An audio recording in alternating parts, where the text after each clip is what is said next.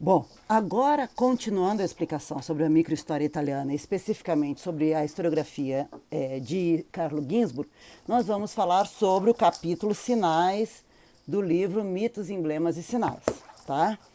Então, o que ele... eu vou falar um guia de leitura para auxiliar vocês na compreensão do texto. Carlo Ginzburg é um erudito, né? A escrita dele é uma escrita gostosa de ler, mas com bastante erudição. Então, a primeira dica que eu vou dar para vocês é leiam 2 vezes o texto e leiam com um dicionário, né, aberto na tela do computador, porque tem várias palavras que vocês vão ter que buscar o sentido para compreender melhor o texto, tá? Não se acomodem, não sabe o sentido da palavra, procura, é que nem a nota de rodapé. Tá com nota de rodapé? Leia, porque são importantes. A escrita da história é uma escrita folhetada, ou seja, com nota de rodapé, com dicionário, você precisa de tudo isso para compreender o texto, tá bom? Bom, sinais, raiz de um paradigma indiciário.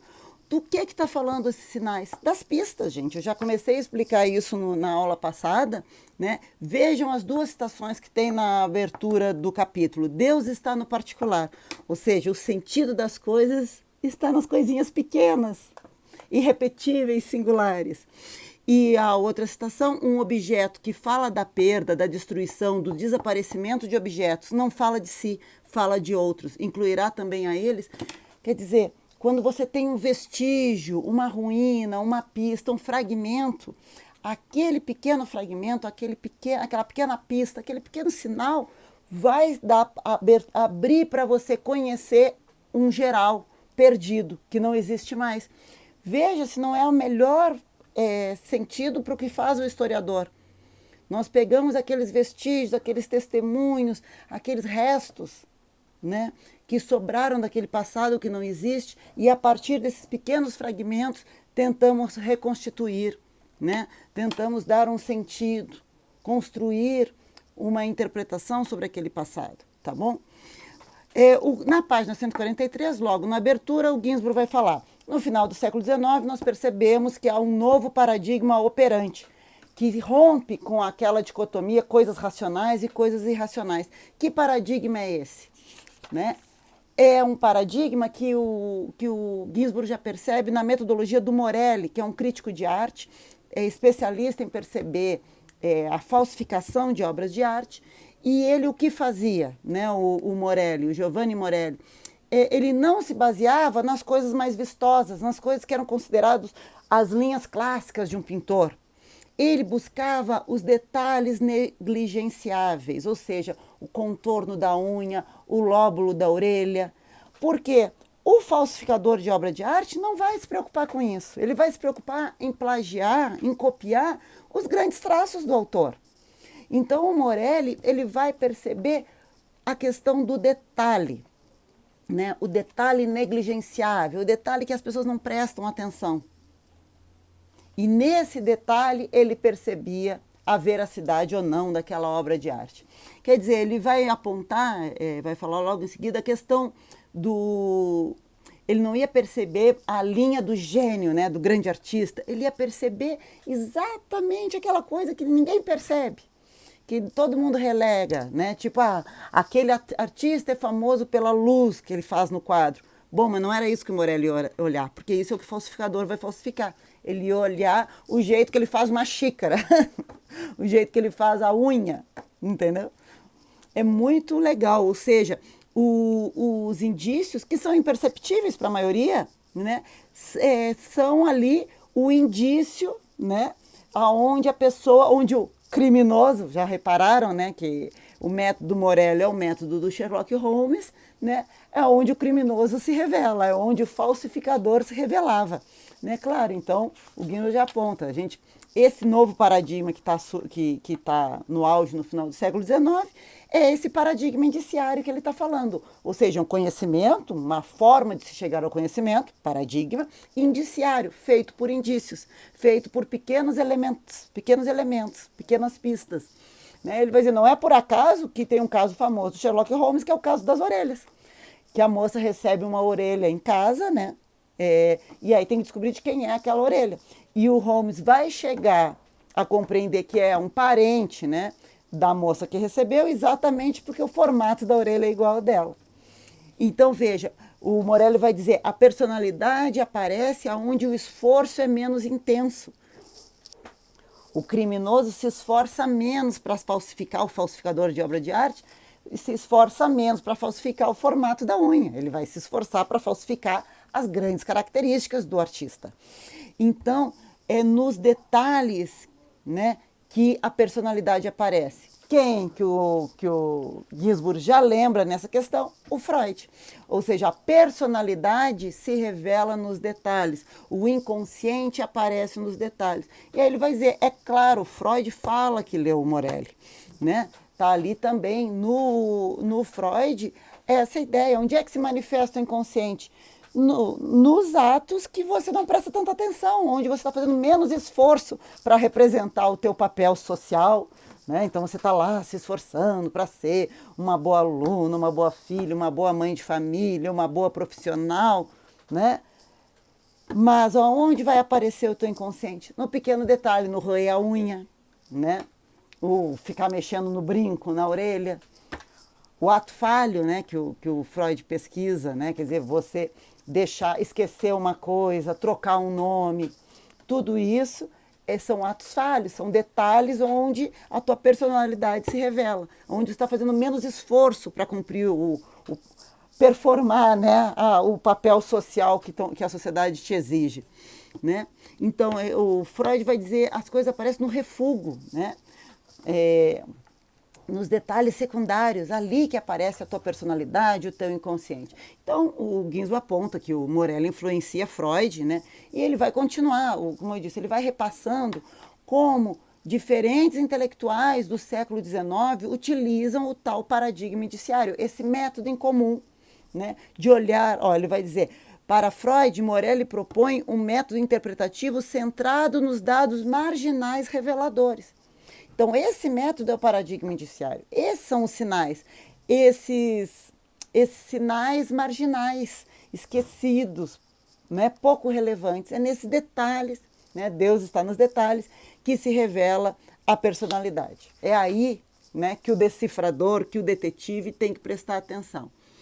Ele vai lembrar que isso também é uma influência da semiótica, que é um período, não é à toa que todo mundo é médico. O Morelli é médico, o Freud é médico, o Arthur Conan Doyle, o autor do Sherlock Holmes, é médico, né? Está muito ligado à semiótica médica. O que é semiótica, né? É a interpretação dos signos, dos sinais.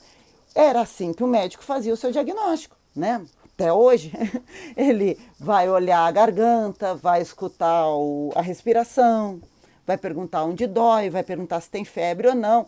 Com esses sinais, ele vai fazer o diagnóstico. Ele vai dizer, então com esses sinais é tal doença. Não é isso? O que são esses sinais, né? O que são esses sintomas? São os indícios, são as pistas para você chegar ao culpado, né? A doença. Vejam agora na questão da Covid. Não, mas febre, tosse, gripe também pode. Então vamos fazer o raio-x e olhar o pulmão. O pulmão desse jeito aí é Covid.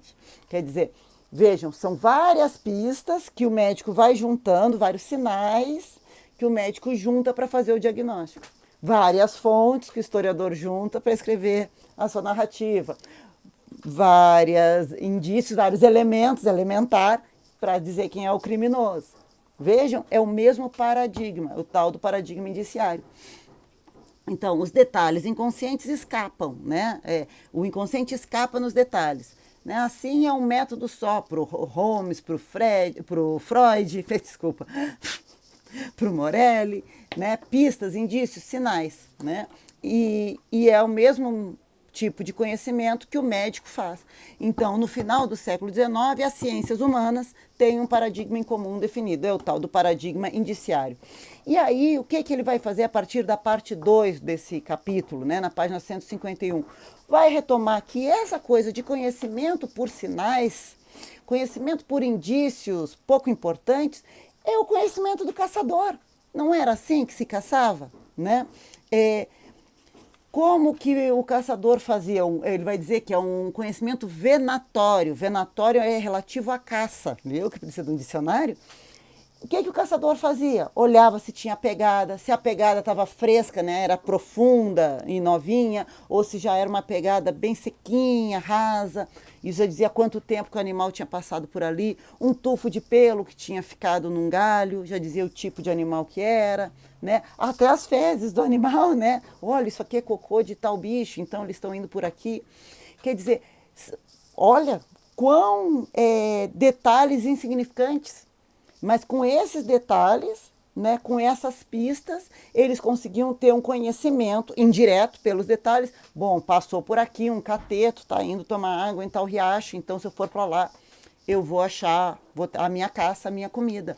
Então ele vai mostrar que a partir desses dados negligenciáveis, né, você retomava uma realidade complexa, né?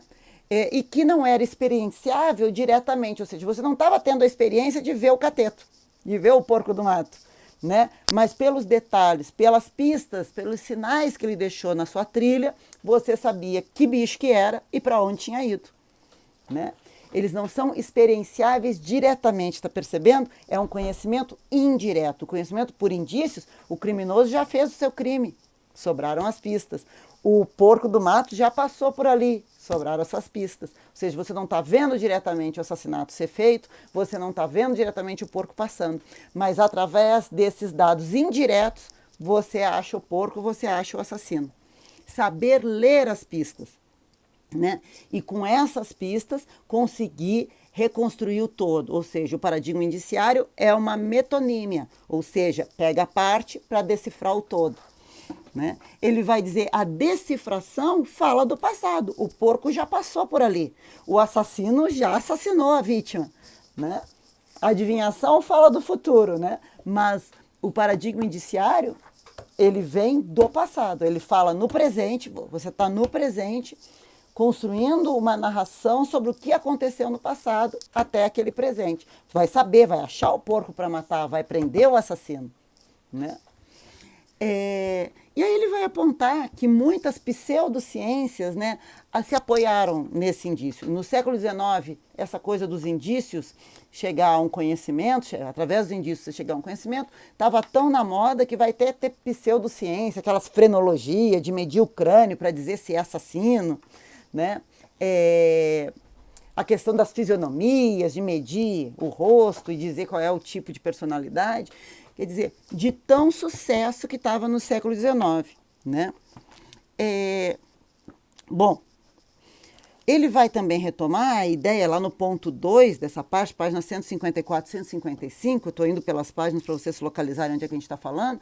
Ele vai dizer, olha, o que a gente pode dizer? Que são dois paradigmas que tem desde a antiguidade. Por um lado, o paradigma da medicina, do Hipócrates, onde os sintomas para chegar à doença, você não consegue ver a doença, mas você, pelos sintomas, pode dizer que ela existe, em oposição ao Platão, né? Onde tudo que tinha aqui no mundo era uma forma imperfeita da lembrança do que você tinha do mundo das ideias, onde era perfeito. Então, na antiguidade, você já tem essa polarização aí entre dois paradigmas, né? O do Hipócrates ligado à doença, que é pistas para chegar a algo inacessível pela visão, né? E o do Platão, que é isso que tem aqui, tudo isso que está aí não é o perfeito está lá no mundo das ideias. Né? Bom, ele vai apontar que esses dois paradigmas, né, também são reeditados na questão do Galileu. Né? A partir do Galileu, os pequenos fragmentos individuais entram em descrédito. Porque para o Galileu só é ciência o que for geral, de novo, né? O que for repetível. Coisas singulares e irrepetíveis, por exemplo, o pelo daquele porco do mato é só daquele porco do mato, é irrepetível. Ele passou por ali, né? Mas é um porco específico que agora você já matou para comer, não existe mais. Então, para o Galileu, a ciência era do que podia ser repetível, o que você poderia construir uma lei para o funcionamento daquilo. Eu sempre uso o exemplo da lei da gravidade. É igual e funciona em toda a galáxia, em todo o universo, na verdade, mais que na nossa galáxia. Funciona em todas as galáxias, né? Funciona no universo, no cosmos, né? A lei da gravidade. Então, ela é repetível e dela você deriva uma lei. Isso é ciência para o Galileu. E pode transformá-la numa fórmula matemática. O paradigma indiciário cai em descrença com Galileu, porque ele é irrepetível, ele fala de coisas singulares. Você não consegue derivar dele uma lei. Né? O que você consegue com o paradigma indiciário? Como na história, fazer comparações. Fazer comparações, é isso, né? Veja lá o bloco que a gente falou na questão da cura da escrófula pelo toque real. Comparação entre a monarquia inglesa e a monarquia francesa. Né? Mas são duas monarquias diferentes, mas comparáveis. No outro dia você vai matar um outro cateto, um outro porco do mato. Né? Não é o mesmo porco do mato, mas você vai poder comparar. Dois fenômenos singulares, irrepetíveis, mas comparáveis. Né? Mesma coisa é o médico. Né? A Covid de cada um é só sua. Né? E evolui de forma diferente. Né? Mas pode ser comparáveis. Né? E aí você tira uma compreensão geral da doença, mesmo não tendo uma lei. Né? Que mais que a gente pode falar nisso? Então, é um conhecimento conjectural, isso ele já falou, a gente não apontou ainda aqui. Quer dizer, você faz uma conjectura a partir daqueles indícios, né? Uma hipótese. Né? Uma hipótese, na verdade, você conjecturar, o porco foi para lá, o assassino é fulano. Né? E aí você vai verificar.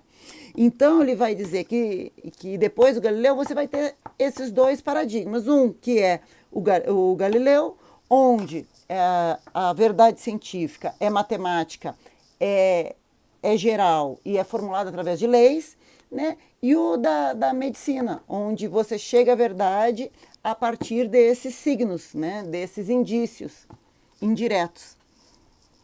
Bom, e aí ele vai apontar, então, que a medicina, o médico, o crítico de arte, todos eles têm esse olhar, né? É um olhar crítico e é um olhar clínico, é um olhar no pormenor, né? Bom, e ele vai fazer, então, a aplicação disso ao texto, vai falar do Mabillon, né? Que é um dos primeiros a aplicar a hermenêutica na crítica histórica. Né? Ele vai fazer, o fundador da ciência paleográfica, estou na página 160, né? Ele vai exatamente fazer isso. Para aí, que termos estão sendo usados? Esses eram os termos daquela época? Entendeu? Fazer a interpretação, o que significava esse termo naquele momento. Quer dizer, o Mabillon vai começar com a paleografia, né? E vai ser uma base da crítica textual, que é fundante do trabalho do historiador. Né? Quer dizer, fazer a interpretação daquele texto através da paleografia, conhecer o significado das palavras, conhecer que palavras eram usadas em determinado momento e assim poder fazer a crítica de veracidade dos textos, no caso do Mabillon, os textos bíblicos, né? De veracidade, quais textos eram verdadeiros, quais textos não eram. Né? E assim, na página 163, o Ginsburg constrói uma oposição. Né? Para o Galileu, a ciência rigorosa tem que ter menos ou nenhum traço do indivíduo. Enquanto que nas humanas a gente trabalha exatamente com esses traços, com esses vestígios dos indivíduos. Né? Não tem nada mais não individual, né, mais geral do que a matemática. Né? Então, as ciências da natureza vão se basear em coisas gerais, não individualizáveis. Né?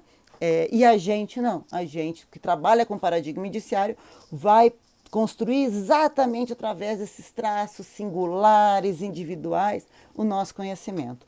Na página 163, ainda no ponto 6, ele vai falar de uma coisa muito importante para a gente, que é a questão da proximidade e da distância. Isso é essencial para o historiador. A gente faz sempre a gente tem a distância irredutível com o passado, que é o nosso outro, a nossa diferença, que não existe mais e que nós só temos acesso através dos vestígios dessas pistas. Né? Ele vai dizer que quando a gente olha a distância, é muito fácil apagar a individualidade. Veja, ele vai fazer uma discussão sobre o etnocentrismo. Né? Aquela ideia, japonês é tudo igual. O que é isso? Né? É um etnocentrismo. Né? Favela é tudo igual. Não é assim? Quando você está distante, você não percebe a especificidade, você não percebe a individualidade. Num outro livro do Ginsburg, Olhos de Madeira, né? Ele tem é o conto do mandarim chinês, que eu até usei numa pesquisa anterior minha, que ele vai falar isso. Quando você transforma as pessoas em número, né? Você faz uma generalidade, você constrói uma distância e é mais fácil de deixá-las morrer, não é? Ah, morreram 145 mil pessoas no país de Covid. É isso, não é? No dia de hoje está por aí 145, 146 mil. Nesse número, olha a distância, olha o apagar da individualidade, transformar em algo geral, né? Afastar que são pessoas, são indivíduos, são pais, são mães, são filhos. Aí é mais fácil, né? Você distancia, você desumaniza. Né? Então, a distância apaga os traços individuais, a distância apaga também a humanidade, né? A especificidade, a singularidade de cada um desses 156 mil mortos. A gente, tá, 150, lá na China, não, na China não morreu mais, mas nos Estados Unidos não está morrendo mais. Nem estamos assim, na média geral da população, nós estamos... Vidas insubstituíveis, mas a distância fica mais fácil de encarar, né? Fica menos humano. Essa é uma análise que o Ginsburg faz, né? Quando você afasta, você não vê o indivíduo, você não vê a especificidade, a singularidade e a insubstituibilidade das pessoas, né? E ele vai falar para ele da arquitetura, né? Que ele vai falar do Filarete, que ele olhava os prédios e dizia, os prédios europeus, cada um é um, né? Mas das outras culturas é tudo igual. É sempre um etnocentrismo, eurocentrismo, né? Que facilita você explorar, matar o outro, né? Então, veja, o olhar matemático é um olhar generalista, desindividualizante. O nosso olhar do paradigma indiciário é um olhar agudo, individualizante, singularizante, atento ao detalhe, tá? Que mais? Ele vai falar da aplicação da matemática às ciências humanas, e aí ele vai dizer aquela questão, não tem problema, né, você usar a matemática para ciências humanas, mas só não pode ficar nela. A gente já teve essa discussão quando da segunda geração dos análises, né? Os métodos quantitativos são muito bons, permitem novas fontes, novas abordagens, porém, a gente tem que dar um passo além deles. Eles sozinhos não dizem nada, né? Nós precisamos também interpretar esses dados matemáticos e estatísticos. Eles não se tornam mais exatos, né? São só mais uma fonte. Bom, ele vai destacar que a medicina, apesar de ser indiciário, tem um status maior que as outras humanas, né? Das outras ciências humanas indiciárias, né?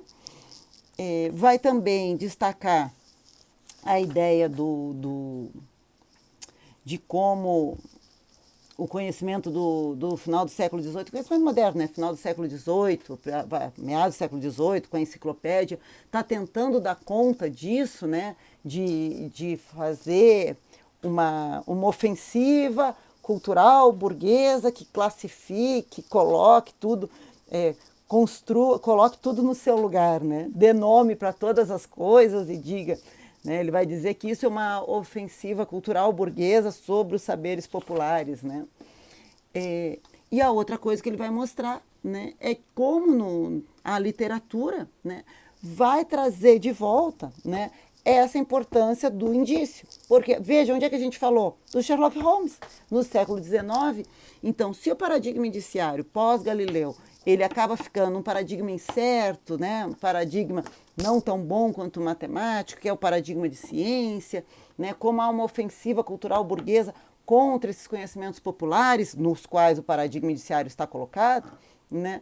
Ele vai mostrar como, a partir também do final do século XVIII e início do século XIX, através da literatura, o paradigma indiciário vai retornar. Né? E aí você vai ter do próprio Voltaire o Zadig, que eu já falei para vocês, leitura rápida, né? Como ele se mete em 1001 confusões, exatamente por ser mais esperto, por prestar atenção nos detalhes, ter esse paradigma indiciário, ter esse saber venatório, esse saber de caçador, né? Ele volta, a gente já falou do Sherlock Holmes, né? O romance policial durante o século XIX, né? É sempre esse paradigma dos indícios, sempre esse paradigma por pequenos indícios, né? E ele vai dizer, então, página 170, que o paradigma feito de pistas, né, vai ser o modelo epistemológico do final do século XVIII e século XIX, né, e daí que você vai constituir as ciências humanas. As ciências humanas, então, têm em comum esse paradigma. E vai voltar para o Morelli, né, vai dizer exatamente isso. Então, através do indício, você chega ao indivíduo, vai mostrar como os métodos de identificação do século XIX são construídos a partir do paradigma indiciário, o retrato falado. O que é o retrato falado, né? Eles têm aquele, mesmo hoje no computador, eles têm um modelo de olhos, de testa, de formato de rosto, de boca, de nariz, e você vai montando exatamente até construir um indivíduo, né? Ele vai apontar que a questão que no século XIX é a criminalização da luta de classes, né? Ou seja, o pobre é visto como perigoso, né? É perigoso porque pode assaltar, é perigoso porque pode fazer a revolução, é perigoso porque pode contagiar. Então, a própria sociedade burguesa precisa perceber esses indícios, esses detalhes pouco centrais, esses detalhes indiretos, né, periféricos, para conseguir individualizar a massa trabalhadora. Depois ele vai falar da massa colonizada, né, nas colônias, que eles tinham muita dificuldade de diferenciar as populações africanas, aqui americanas, né, asiáticas. Então eles têm a questão da impressão digital, que é do Galton. O mesmo cara que criou a eugenia, ele, né, cria a impressão digital, porque a impressão digital é irrepetível. E esse avanço do capitalismo, avanço da sociedade burguesa, que olha à distância as classes trabalhadoras, os povos colonizados, né, acha todos eles iguais, criam o quê? Para individualizar, para poder punir, para poder prender, né? O pequeno detalhe secundário, a impressão digital. E com a impressão digital, né, você consegue, então, fazer esse policiamento das classes perigosas, né? Classes trabalhadoras, população colonial, dominada colonialmente. E ele vai apontar isso, então, né? Do retrato falado, da impressão digital, como era importante individualizar aquela massa que o eurocentrismo, o etnocentrismo europeu achava que era tudo igual, e também esse olhar burguês sobre a população trabalhadora, né? Então, os dominados, olhados à distância pelos dominantes, são sempre iguais. Como individualizá-los para impedir a revolução, para impedir a rebelião, para impedir a resistência? Por um pequeno detalhe secundário, a impressão digital, né? E assim identificam os nativos e podem impedir rebeliões, né? E aí ele vai dizer aqui, ó, se a realidade, na página 177, se a realidade é opaca, existem zonas privilegiadas, sinais, indícios que permitem decifrá-las, né? Ou seja, você, nesses pequenos detalhes negligenciáveis, nesses detalhes esquecidos, pouco importantes, você consegue chegar de forma indireta a uma verdade, né? E aí, na página 178, ele vai dizer aquilo que eu já apontei para vocês no início do texto. Ele vai citar o Bloch e o Febvre. Vai dizer, olha como o Bloch e o Febvre já escrevem com essa ideia do indício, né? Do indício pouco importante, da pista para chegar a uma grande verdade, né? Aí ele vai fazer a pergunta, né? Lá no 5.5 da página 178. Mas pode um paradigma indiciário ser rigoroso? A orientação quantitativa e anti-antropocêntrica das ciências da natureza, a partir de Galileu, colocou as ciências humanas num desagradável dilema. Ou assumir um estatuto científico frágil para chegar a resultados relevantes, ou assumir um estatuto científico forte para chegar a resultados de pouca relevância. É isso, esse é o nosso dilema e por isso que a gente tem que trabalhar com os dois, né? Aí, trabalhando com um paradigma indiciário, a gente vai trabalhar com uma coisa singular e irrepetível, apenas comparável com outra coisa singular e repetível, né? É um estatuto científico frágil? Mas o resultado é relevante. Olha o Rabelais, olha os reis taumaturgos, olha o Menocchio, do Ginsburg. Ou trabalhar com matemática, com estatística, chegar a dados exatos, mas pouco relevantes, tá? Morreram 146 mil pessoas no Brasil, e daí? Não é assim? Fica pouco importante. Agora, individualiza, mostra a trajetória e a insubstituível, que a pessoa era insubstituível de cada um desses mortos. Aí é relevante, né? E ele vai dizer, então, na página 179, que esse rigor matemático não é tão desejável assim quando você trata do cotidiano dos seres humanos, né? E ele vai ainda apontar que como que é um saber do historiador, né, do detetive, é um saber popular, o saber do caçador, vai dizer, é um saber das mulheres, por exemplo, né, quando as mães, né, então a minha filha sempre diz, como é que você adivinha o futuro?